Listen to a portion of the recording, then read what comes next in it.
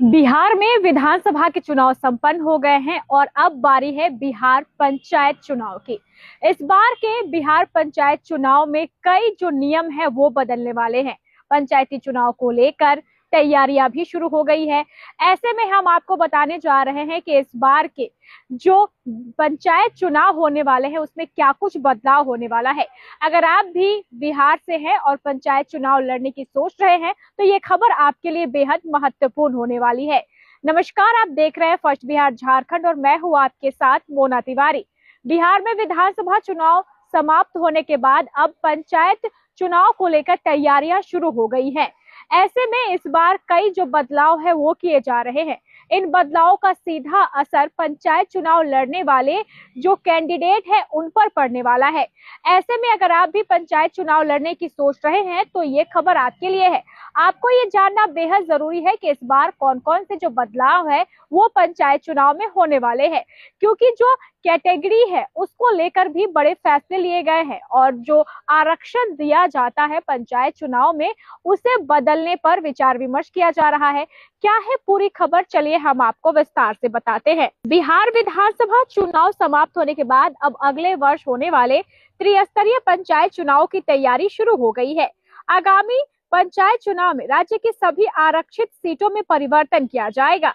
यह बदलाव आरक्षण चक्र के नियमों के अनुसार होगा, जिसके तहत लगातार 2 आम चुनाव के बाद तीसरे चुनाव में आरक्षण की कोटि बदल दी जाएगी। इस बार पंचायत चुनाव में अनुसूचित जाति, अनुसूचित जनजाति, अत्यंत पिछड़ा वर्ग और महिलाओं को अधिकतम 50% आरक्षण का लाभ दिया जाएगा। राज्य में यह तीसरी बार होगा जब पंचायतों में आरक्षण चक्र में बदलाव लागू किया जाएगा। पंचायती राज अधिनियम के प्रावधान के अनुसार 2006 में पहली बार सभी पदों के लिए आरक्षण तय किया गया था, जो 2011 तक लागू रहा। इसके बाद 2016 और 2021 के चुनाव उसी आरक्षण चक्र के तहत हुए।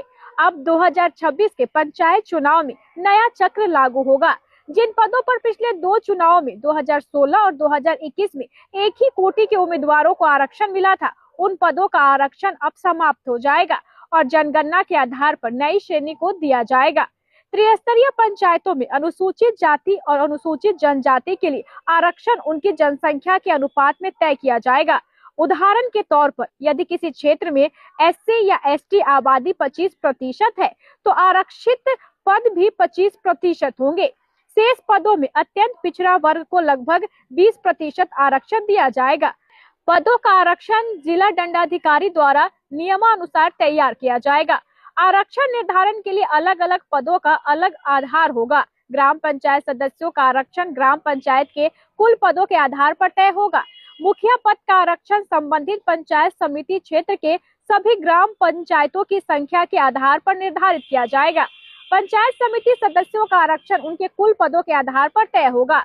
इसी तरह प्रखंड प्रमुख, जिला परिषद सदस्यों और जिला परिषद अध्यक्ष के पदों में 50% आरक्षण का प्रावधान रहेगा। 2026 में होने वाले इन चुनावों में आरक्षण की नई सूची लागू होने के साथ ही कई सीटों के श्रेणियों में बड़ा परिवर्तन देखने को मिलेगा। यानी 2026 में होने वाले बिहार पंचायत चुनाव को लेकर एक तरफ जहां तैयारियां जो है वो की जा रही है, वहीं जो बदलाव है इस पर भी विचार किया जा रहा है। आरक्षण को लेकर बड़ा फेरबदल इस बार के पंचायत चुनाव में देखने को मिलेगा। ऐसे में अगर आप भी पंचायत चुनाव लड़ने की सोच रहे हैं तो आपको ये जानना बेहद जरूरी है कि जो आरक्षण है वो इस बार किस आधार पर दिया जाएगा।